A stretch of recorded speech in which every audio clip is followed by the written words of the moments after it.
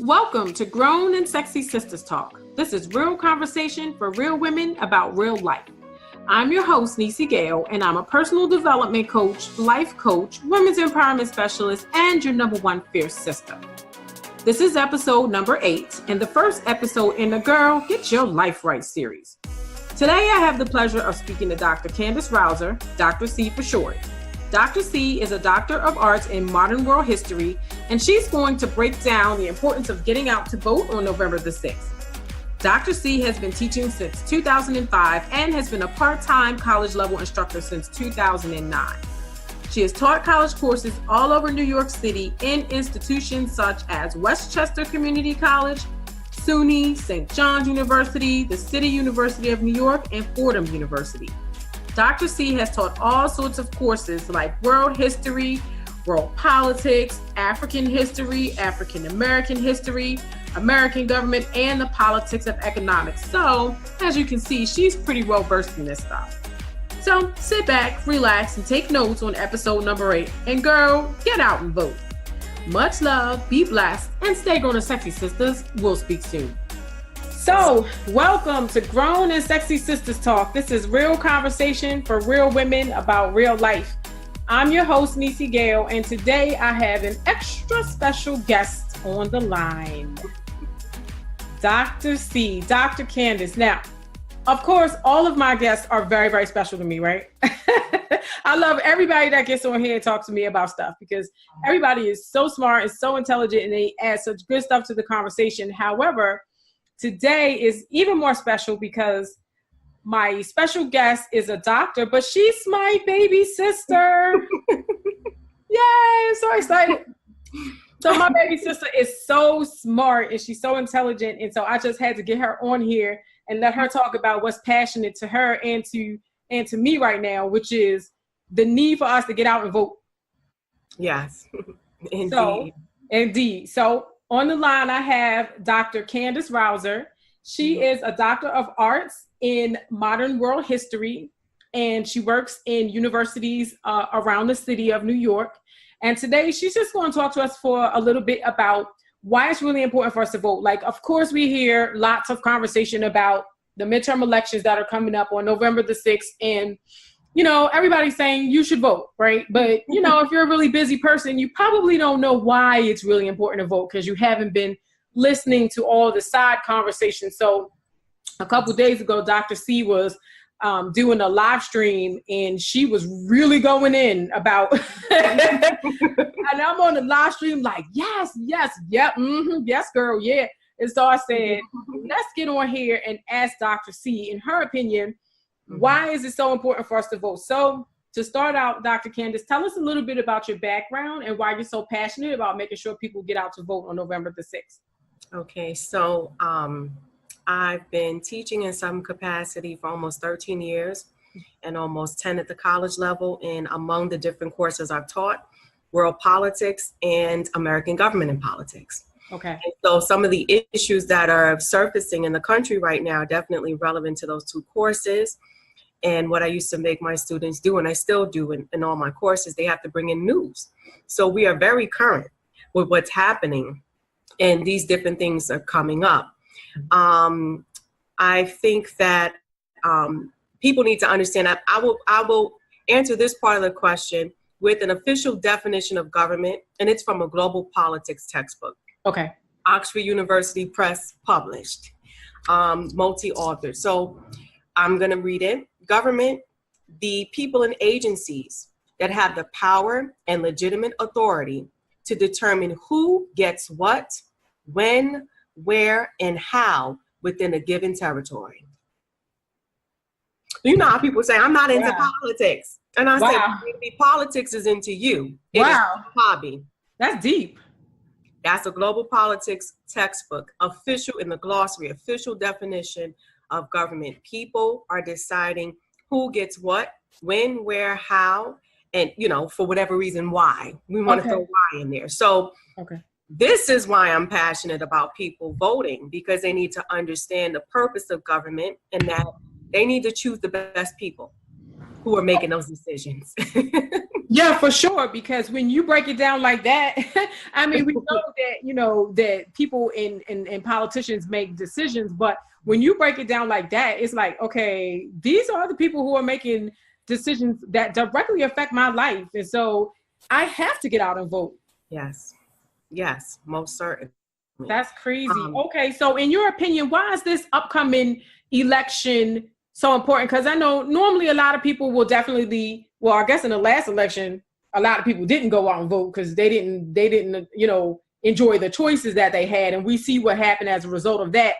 However, some people feel like, oh, it's just a midterm election. It's not a general election. We're not, electing a president until 2020. So it's probably not that important for me to get out right now. So why do you think it's so important for us to come out to get vote in this midterm election that's coming up? Okay. Well, I'm going to do my best to just make this a 3-point thing. I think that I'm going to start out my first point with a student from my modern world history course last year, spring 2017 semester. So it was with the first 6 months of the current administration. A brown female student, 18, recently eligible to vote. Okay. And she said, I wish they would have taught me more about the importance of voting, the structure of the government, like clear cut. Right. Because all they talked about in 2016 was the presidential election and not understanding how crucial the Congress is too. Okay. Like after the fact, people understood. We should not be focusing only on the presidency. That's Article 2 to the Constitution. Article 1 is the legislative branch, which is Congress. 10 sections, most of the responsibility. Even though they're co-equal and co-equal and kind of like dependent, they're supposed to fit together like this. Most of the legislative responsibility, lawmaking responsibility at the federal level is Congress, is the legislature, even your state government and your local. It is the multitude of people coming together to compromise, to brainstorm, debate, discuss, vote, compromise. So that's one. Like the president doesn't control anything. The piece that 20th century presidents have put more laws out, but the piece that the president contributes is, his agreement to what Congress has decided and the signature. Also, laws come out of his office. There is a unit underneath the president. I believe it's the Office of Legislative Liaison or something like that. Okay. And that's the president's team, and they help to draft the laws that he sends. So far, it's been a he, that he sends to Congress, right? And they go through all the legwork. That's number one. Okay.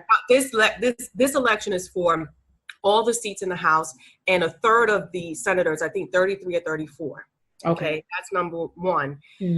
Number two, when they drafted and accepted and started functioning under the new Constitution at 1787, 1788, 1789 function, they created the government to be 3 parts, co-equal parts that work together, and they balance each other out so that no one component abuses power. We don't have that right now. No, we don't. Okay. Yeah. So we need to shift that because we see that the way that it's currently structured, this government is not really functioning for the people. Of course not. Right. That much is obvious. Yeah. Yes. Yeah. There needs to be investigations and there need to be checks on the executive branch, and we know who's heading that. Right. And so that's why it's fundamental. That's number 2. We need to really make the choice to shift the people in there so that they can live up to the intentions of, when they created the country. Number 3, our lives depend on it. Yeah. They're making decisions about the judiciary. They're making decisions about economics, about pay, livable wages. They're making decisions about healthcare. These are matters of law. Right. Decisions about immigration. It's like every part of our life. So number 3 is that we have to choose the best people that will do the best by the most Americans as possible. And the people currently in our Congress, the people currently controlling all 3 branches, they function with conservative ideas. Conservative ideas leave most Americans out. Right. That doesn't work. We got to change that. Yep, that's it. That's a lot.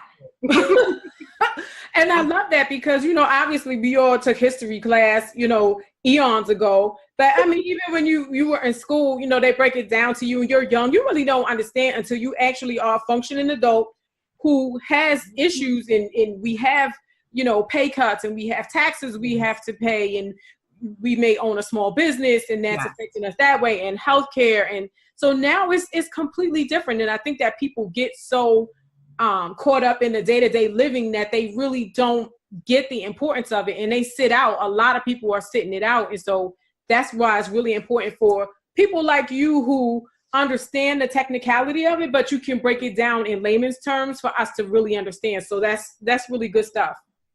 Thank you. So during your last live stream, you talked you talked about voters being aware of what's going on behind the scenes in certain states right now. And I want you to elaborate on that, because let me just say, I listen to a lot of stuff, but then I have to turn it off because I get pretty pissed off and then I'll be having a bad day, right? Because there's a lot going on right now. There's so much going on right now. And so I heard something about, and I don't know this woman's name, shame on me for not knowing, but there's an African-American woman that's running for Congress, I believe. And in her district, they just found out that all of these African-American votes had been suppressed to keep her from getting in office. There's a lot of shady stuff going on right now. So talk to us a little bit about what you were speaking about the other day. Okay, so this is coming from different years, reading stuff. Mm-hmm. I watch Stephen Colbert and all these guys Mm-hmm. for the comic relief. You get the news for the day, but you get the comic relief with it. I need that at this point. Otherwise, I'll be angry too. Yeah, right. Rachel Maddow, I really respect her. She's awesome. Great work. Also independent journalist too. And so taking it all together. Okay. Right now, we have North Dakota. We have Georgia in the news. We have Texas in the news, I believe. Those are the three basic ones, where North Dakota, the Supreme Court, I believe it was, just a few days ago with the new edition. They just voted to uphold it was a 62 vote, so he wasn't in there. But I was about to say, is he already voting on stuff? I'm not sure. Jeez. I don't think so. Wait a minute, they got him in and got him voting quick, don't? Hello. So they voted 6-2 to uphold this voter ID law that North Dakota recently implemented after Heidi Heitkamp's 2012 victory, which was a very small margin, like 2,000 to 3,000 votes. That specifically impacts the indigenous Americans in the state. So it's blocking the red folks, the colors, blocking the red folks. Okay. Who tend to vote Democratic. This thing has been studied. Political science, you're studying, people focus on elections and the demographics and how they vote. And so it's understood that Black, brown, yellow, red folks, the folks of color, the ethnic minorities in the United States of America, they usually vote Democratic. Right. Okay. Then you have Georgia, specifically there's, I believe the figure was 53,000. 53,000 recently registered voters whose registration is not processed, is being blocked. And 70% of that 53,000 just happen to be African American. Yeah. Where you have one of the first African American women who is the Democratic nominee for a governorship in Georgia. Right. Okay.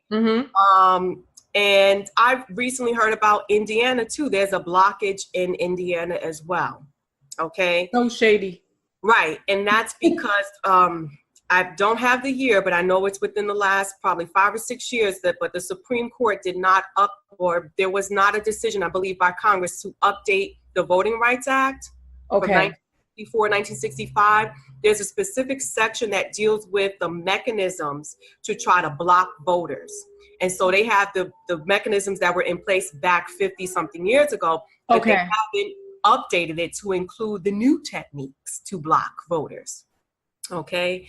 Now, when I mentioned in my live on the behind the scenes, I mentioned Bill Maher's show. He's good. I respect him. I appreciate him. Yeah, he's good. He speaks his mind. Yes.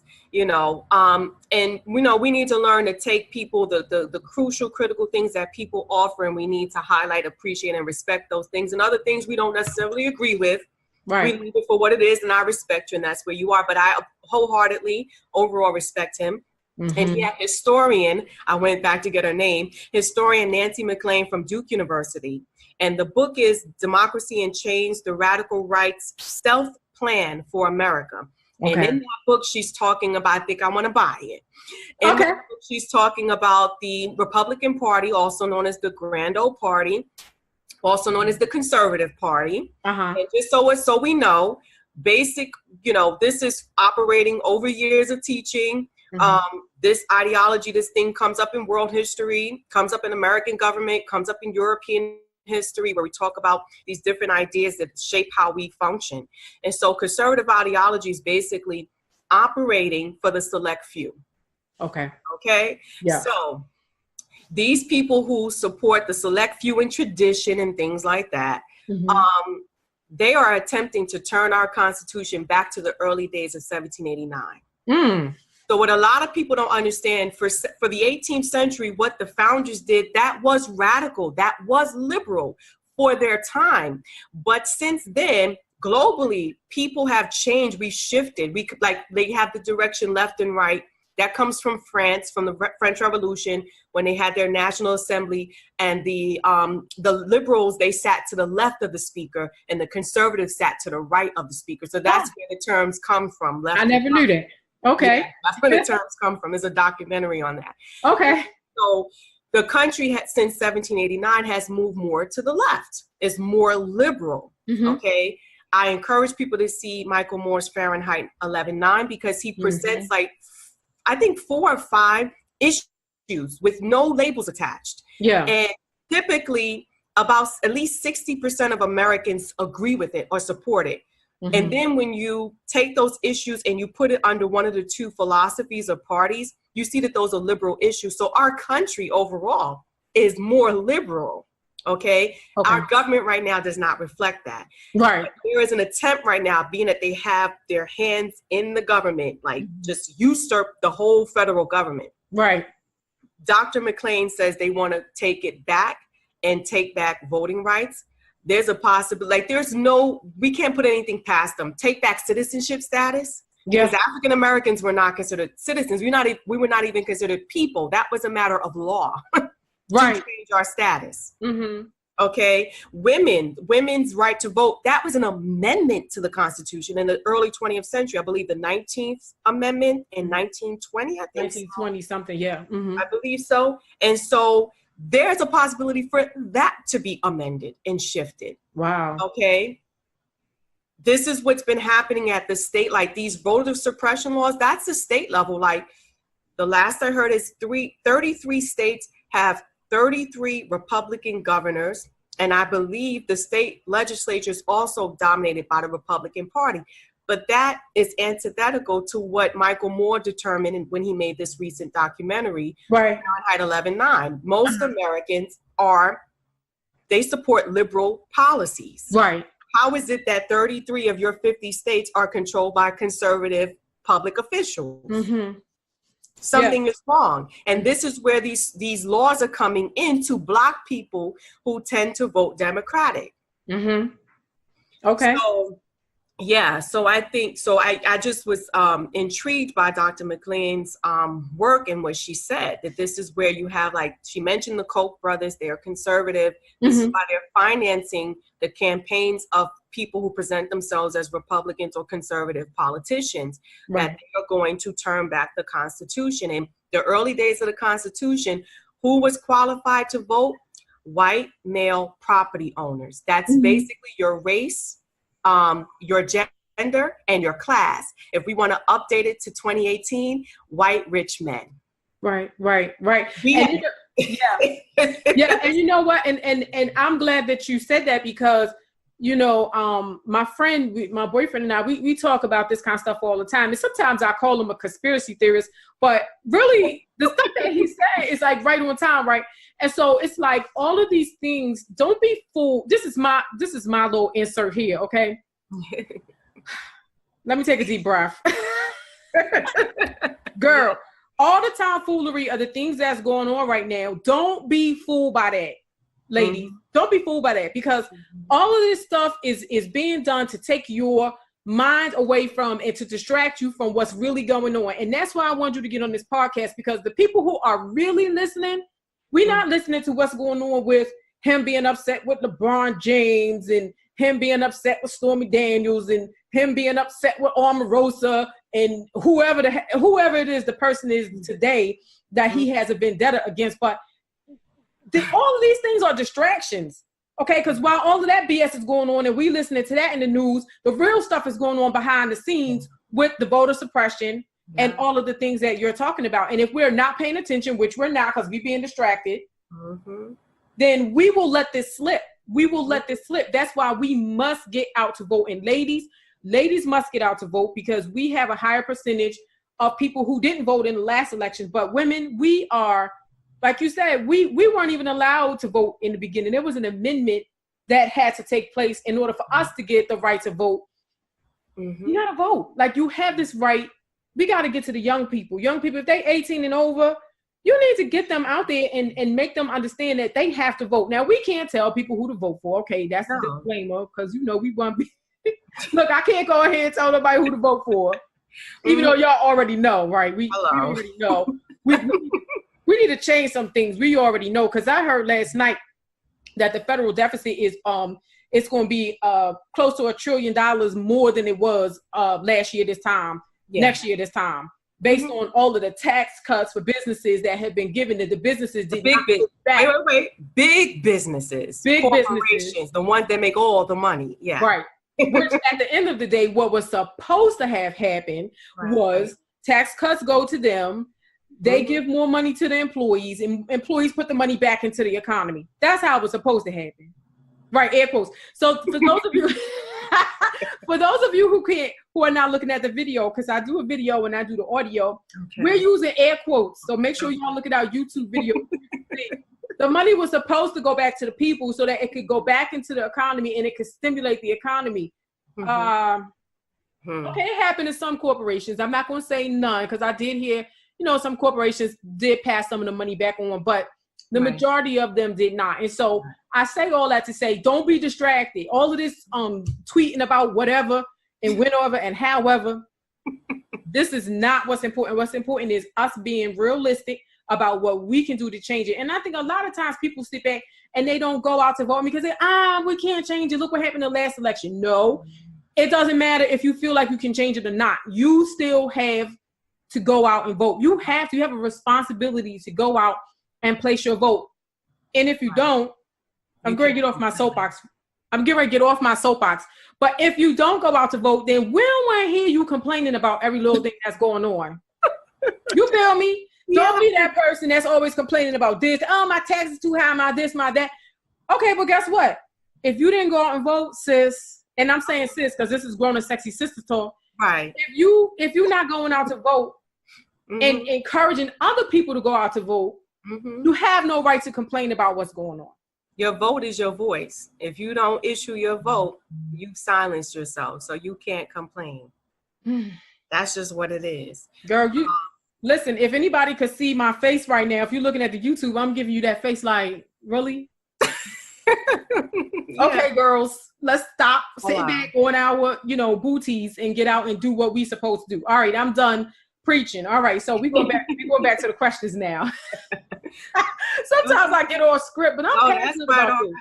No, that's all quite all right. Okay. I'm sure there's folks that appreciate that. I hope so. And if not, they won't be listening to the Sexy Sistahs Talk, but it's all right. All right, so what are the top 3 areas of our lives that will be negatively affected if we don't show up at the polls next month? And I say especially women and people of color, because that's what we are, we are versed in that. So that's why I put that kind of disclaimer on that. Okay, so number 1, I would say citizenship status and voting. As I said, Dr. McLean, she said there's a stealth agenda and plan, to take this Constitution back, because when you compared it from contrasting 2018 to 1789, that is conservative. The early days of our country are now technically conservative. Like, as I said, the country's moved more to the left since then, 242 years, 1776. Mm-hmm. So citizenship status and voting, that's number one. Number two, economic rights. We know that with the candidacy of Bernie Sanders, he was pushing more for economic rights. A lot of people, I would say, in this country, they are operating with a misunderstanding of socialism, but that supports the select few elite wealthy class who supports capitalism, right? Mm-hmm. Socialism is kind of like that, like a cooperative building, Mm-hmm. where each person who has a unit, they are a shareholder. You know, they are a tenant, they're occupant, and they're partially an owner at the same time. That's socialism when it comes to the economy. All people functioning in a particular industry or something, they're both worker and owner at the same time. Okay. That's what it really is. It's supposed to try to have equality of opportunity, like equality of chance. Now, it's up to you what you do with that opportunity, right? Obviously, the people who are the best, they're going to excel and they're going to uplift themselves. They're going to move up. But a lot of people have a misunderstanding because it doesn't function for the folks who are the select few. Okay. And so I just want to put that out there as far as what Bernie's platform was. And we see also there are candidates across the country winning, the Democratic Socialists of America. That party pretty much named somewhat similarly is very powerful in European countries, other countries that are major democracies too. Okay.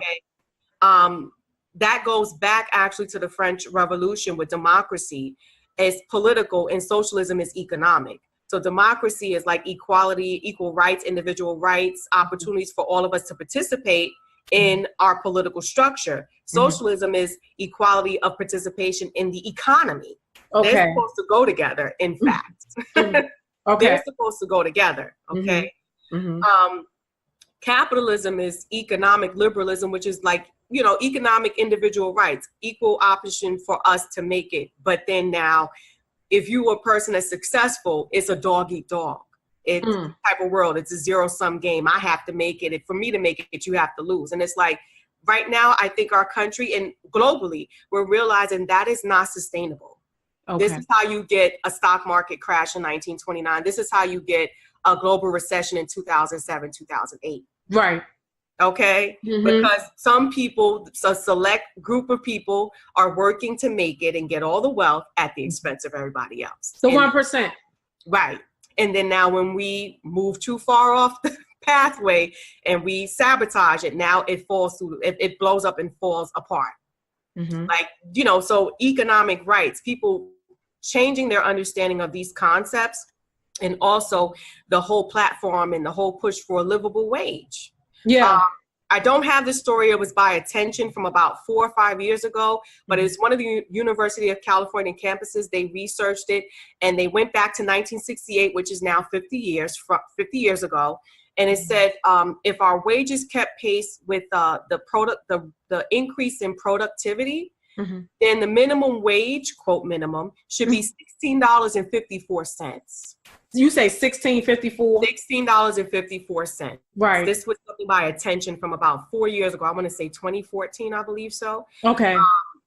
And so we need to have people in there who understand that we need it across the board. We need an increase in wages because the last 40, 50 years we haven't. That's why people have to work harder. There is in both houses in Congress, and Bernie Sanders is on this committee. I think it's like labor, education, health, and labor. That's a committee. I'm probably mixing up the name, but there is a committee that deals with education, health, and labor. If people go back to the confirmation hearings from 2017, they'll see that was the committee doing the questioning for those appointees to the Department of Labor, Department of Education, Betsy DeVos, oh God. And so that there is a committee that deals with labor. Labor is part of economic rights. They're talking about wages. They're talking about taxes, the percentage of taxes we're obligated to pay. Like, somebody's making that decision. Number 3, the judicial system and chances for reform. If we don't get the best people in there, then the progress, whatever progress people have tried to make over for the last 15 years, 20 years is going to halt. Mm-hmm. And it's going to go back. People are trying to change it back. That's why when Mr. West talked about the 13th Amendment and changing the 13th Amendment, it's like, so you want us to go back to officially being all out enslaved again? Because I don't know. We're going to have to, no, we're just going to have to pause on that one, because Mr. West, I think he really needs some help. I really do, because either that or he's really just trying to keep himself in the news because he's got an album coming out. Mm-hmm. Or a CD or a live stream or whatever you call it. I don't know whatever we call it now, but I think he's just trying to keep himself relevant right now. Right. But, someone doing what he did is highly irresponsible, especially in the climate right now, because people realize, the serious problems that are part of our judicial system, and there are people who've been working, but you need it to go to the next level. If we don't put, people with better morals or principles at the table make the decisions, then the chances for criminal justice reform or judicial system reforms are basically will be a moot point. Like, that's it, a moot point. Like, there will be nothing going on with that. So that's why citizenship, economic rights, and judicial reform. This is why we definitely need to get out there, because if we don't, we'll have a problem in all three areas. Mm-hmm. You mean a bigger problem? Mm-hmm. You say a bigger problem, right? Oh, yeah. We got problems. Lord knows we have some problems now. And I heard something when I was listening to CNN last night. They were saying that if we continue at the rate that we're going, in the next probably 10 to 20 years, the wages will actually start to go back down if we continue on the pace that we're going right now. And by the way, one thing I want to insert when you were talking about the wages and the living wages, that, number 45, he always speaks about how unemployment is so great under his administration and blah, blah, blah. But what they don't say is that, well, first of all, we're not talking about African Americans, because the rate of African Americans that's unemployed is way higher. I think it's either 2 or 3 times higher than the national rate. But what they don't also talk about is that people who are underemployed, that it's not in that number. And even, especially you, because you live in New York. In New York, I was seeing stories where people who work for the state of New York is living in their cars because they can't afford rent. So they're not unemployed, so they're not going to show up on that list. Right. However, they're not even making enough money to pay for rent, and they have to live in their car. Imagine having to live in your car and get up and work a 40-hour work week and living in your car. They washing up in I saw a guy who worked for the Park Service in New York. He washing up inside the Park Service bathroom to go to work. Wow. So, but these are the things that you have to really, really listen. You have to go behind what's being said. Like I said, don't be distracted by all this other stuff that's going on. It's merely a distraction to keep you from, and this whole thing with the votes in 2016, we know there was collusion. We know all of that. However, don't let that stop you from going out to vote right now. Because they can tamper with a few thousand votes, but they can't tamper with millions of votes. Exactly. Thank you for that. Thank you. Hallelujah. Amen. I love that. You're so smart. Oh, my baby's so smart. All right, so can I add something as far as the state and the city? Mm-hmm. Some time ago, the American Federation of Teachers, they sent, they're part one of the largest teachers unions in the country. They sent us letters, and there was a lady in California, an adjunct professor, and that's what I am, part-time. That's additional supplemental. That's a term for part-time instructors. Okay. And she's teaching at one of the campuses in California, and she and her husband are homeless. Like, how is it that you have two people together and they clearly don't have the income to afford the rent? I think it's the San Francisco, San Jose Bay area. Wow. Most colleges and universities require you to have at least a master's degree to teach part-time. So you're talking about, it's not just New York, it's all over the country. Wow. Where they have to get food stamps. This was in that attention article as well. They talked about Walmart and McDonald's employees and how the state and federal government has to subsidize because people need food stamps and the Medicaid and the different tax credits and things like that. Yep. And so part-time college and university instructors are also in that category, in that group. And it's like, how do you have somebody with an advanced level of education who loves what they do? They love teaching. And this is what they're dealing with. Like, this is across the board, like, you know, that most people can't even make their rent. And so, Right. again, That's it's crazy. a matter of law. It takes law, and it takes people working together to put together the best type of law to put a stop to that or to improve it. Okay. So we need to get out there and we need to vote. We need to do our best to get a different school of people in there. Okay. Yeah. Man, that's good stuff, sis. Okay, so why do you think, what do you think are some of the challenges that people are facing in getting out to vote next month? So, and what do you think we can do to improve voter turnout? Okay, well, number one, Election Day is not a national holiday. It's not a day off.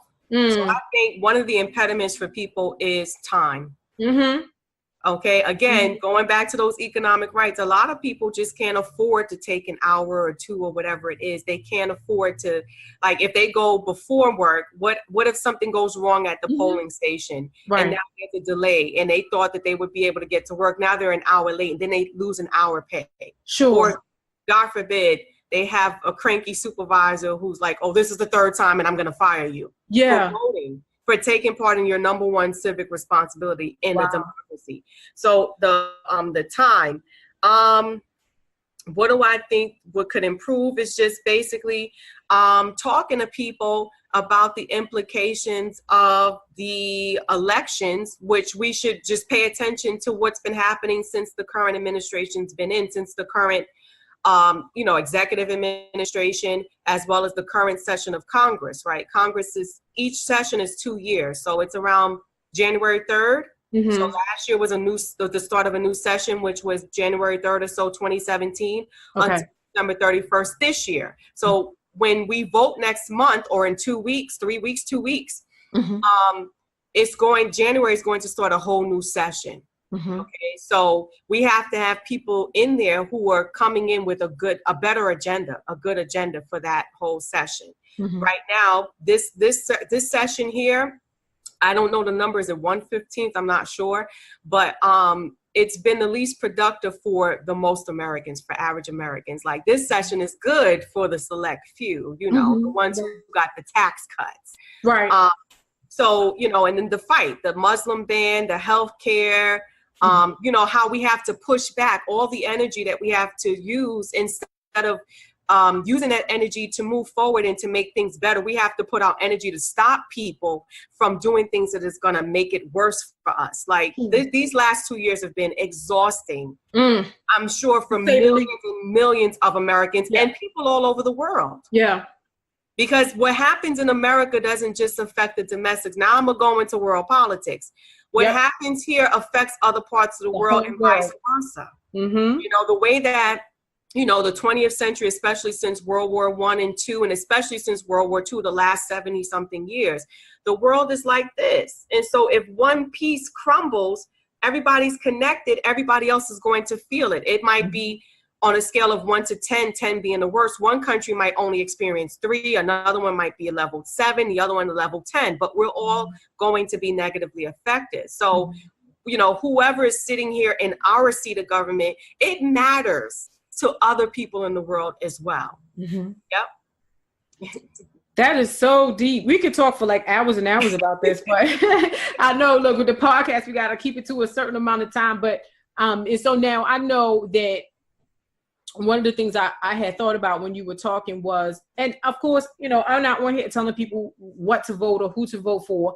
However, if you are a Democrat, one of the things that I heard is that, Republicans right now are kind of sitting back feeling like we got this. And so the expectation is that a lot of Republicans are going to sit this out, right? And so I had signed up for Michelle Obama's initiative, When We All Vote. And I think you probably saw me putting some stuff on Facebook about When We All Vote. That was to push voter registration, which depending on what state you live in, it may be done. Yesterday it was done in the state of Maryland where I live. But I say all this to say that another reason that Michelle Obama and all these people are kind of really giving this push is because they're expecting Republicans to kind of sit this one out because they think they already got it, right? And so if we show up in droves, we would be able to push the vote in our favor if you're a Democrat. Right. right? And so if the Republicans are going to sit home, the Democrats need to be at the polls. And the independents, the people who are not affiliated. I'm not registered with either party. I registered as soon as I was eligible. I did the motor voter thing when I applied for my driver's learner's permit at 18. I registered to vote, and I left the party blank because I didn't know much. You know, I'm like just becoming an adult, and I didn't know much about the two parties to that extent. And then I also didn't want to put myself in a box. Yeah, like, that's the thing for me. I know that I tweeted at our New York State legislature, and I believe I left a message, you know, online. I typed up a brief little message for my representatives in the New York State Senate and Assembly, I believe. That New York should have open primaries. Now, I did see some efforts at our state level to have like automatic registration and early voting to introduce that in New York State. But I also would like for the primaries to be open so that anybody can vote. Those states that, you know, that's decided at the state level where it's like a closed primary or caucus. They overlap with a primary and caucus. Like, I don't really fully understand, or like I'm not in depth, like a specialist A to Z and back in American government to know the difference between a primary and caucus. But I do know it's the first half of the year, and the voters in the state are choosing the nominee for each party. Now, if it is a closed primary or caucus, that means only registered Democrats and registered Republicans can vote. So someone like me who's not registered with either party, I can't vote in the primary. I can only vote in the general. So I have to rely on folks to have picked the best candidate, you know, for either party. But yeah, I mean, there's a couple of ideas that people have. Even, in fact, my representative in the House, Grace May, in Queens District 6, Hey, Queens. Hey, Queens. So she proposed that the voting age actually be dropped to 16 or 17, especially with the kids this year and how they've been active, the March for Our Lives, those high school kids. Yes. Okay. Yes. So Yes. my representative, like as far as changing the voting or some part of the election and voting process, my representative is saying, just as it was changed from 21 to 18, it should be changed now to 16 or 17. Wow, that would be amazing, because these babies are smart now, child. They not like we were. We were out there playing hopscotch and and double dutch. These kids is out here marching and everything else, honey. They are serious these days. Well, they have to be serious. You know why? Because their very lives depend on it. Yes, it does. All these school shootings, it surely I understand why they will be engaged, because their life actually depends on it. Right. Yep. And if you have children, then you have a responsibility to get out to vote, to make sure that we can do something to make their schools safer. So there's so many reasons why we should get out to vote. But again, I just feel like we always hear this, you should vote, you should vote, you should vote. But people may not really get that, you know, especially with all that's going on. You know, sometimes people have a habit of thinking, well, it's not going to make a difference, so I'm not going to do it, you know. And I think that because people have been deflated and discouraged based on what happened in the last election, but don't let that discourage you. Still get out, still learn what you need to learn about who is running for office in your local government, in your state government, and make sure that you really understand the candidates, what their policies are, what their, you know, what they believe in. One of the things that you can do is you can go to rockthevote.org, because on Rock the Vote, it'll break it down for you in your specific state. It won't tell you about the candidates, but it'll give you some voting information for each state. You can also go to whenweallvote.org. That's Michelle Obama's initiative to get people out to vote. There's lots of information there. And in your particular state, you can go to your state's website, and then your state's voter registration or your state's voting website, and that'll give you more information as well. But you got to go get the information. Hopefully having this conversation with Dr. C is helping some sisters really just kind of rethink what they need to do in order to get out to vote. And what you mentioned too about the time, people not having the time, that's really that's something I hadn't even really thought about, right? Because I've been blessed enough to work for an employer who, you know, kind of give people time to vote. You can kind of go out and vote. And we were very understanding about that. But not everybody has that luxury, like you said. So, I mean, if in your state they have early voting, find out about that. See what you can do to try to get it in. Don't just kind of sit there and be like, oh, well, I'm not going to be able to do it because of ABC, XYZ. Because like you said, our lives really depend on it. Right. And I would encourage people to look more into the absentee ballot. I think that's definitely for the college students. It depends on, you know, the rules of the particular state where they're attending college, especially if it's not their home state.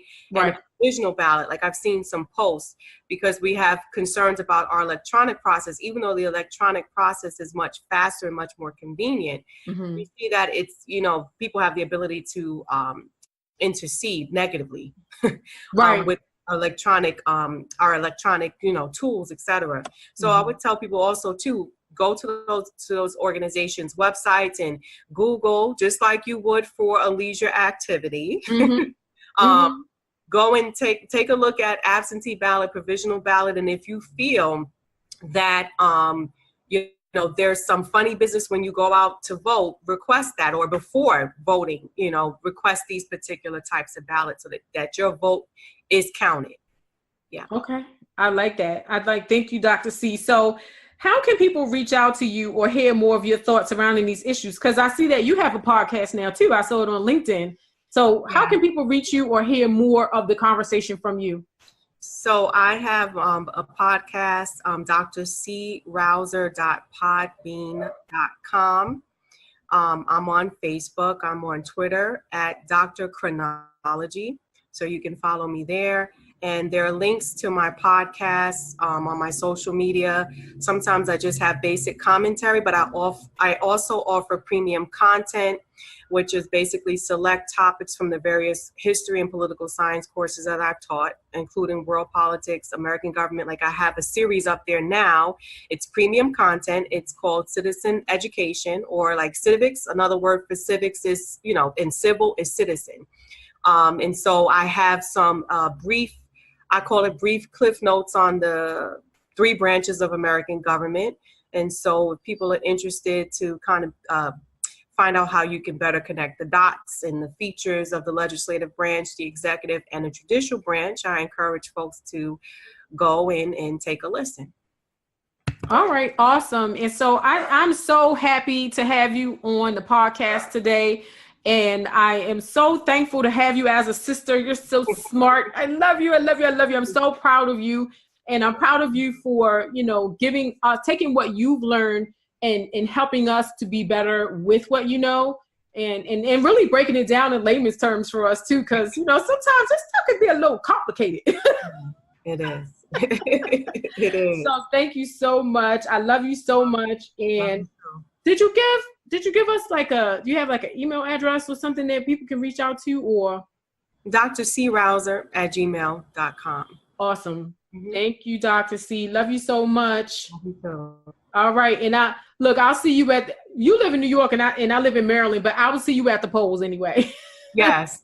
Oh, I'm going live that day. I gotta get the feel. That's a good idea. I gotta get the feel at my polling station, because if I overhear people, you know, and they're just excited as I am, and you know, defiant, I think I might act up.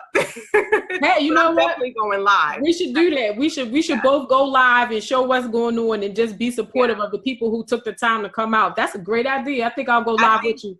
I've encouraged people too to make it a party, like folks who can go with their family and friends, like even if you have to wait on the long line, you know, again, closing particular stations, that's another form of voter suppression, and especially where people vote Democratic or people of color. Yeah.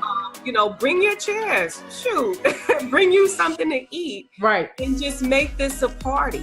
Make it a little party. Make it a party. Yeah. All right. Awesome. So I guess I will see you on November the 6th then. Yes. All right. Thank you so much. And now you got to get back to teaching. Thank you so much. Love you. Love you. All right. Bye. Bye. Okay, ladies, you have just reached the end of another episode of Grown and Sexy Sistahs Talk. This was real conversation for real women about real life. I really hope you enjoyed our talk, and I have a little homework for you. First, I want you to go to my website, www.grownansexysistah.com, to sign up for my newsletter. On there, you can also read my blog, find valuable free resources, schedule a coaching session, or just check out some upcoming events. Second, I want you to subscribe to my podcast. You can do it on iTunes or Google Play. You don't want to miss out on one single episode, so that's going to be really important. And third, check me out on YouTube. You can type in Grown and Sexy Sistah with an AH in the search bar and make sure to subscribe there as well. I want you to be able to see the amazing video recordings of these podcasts there. So much love, be blessed, stay grown and sexy, sisters, and we'll speak soon.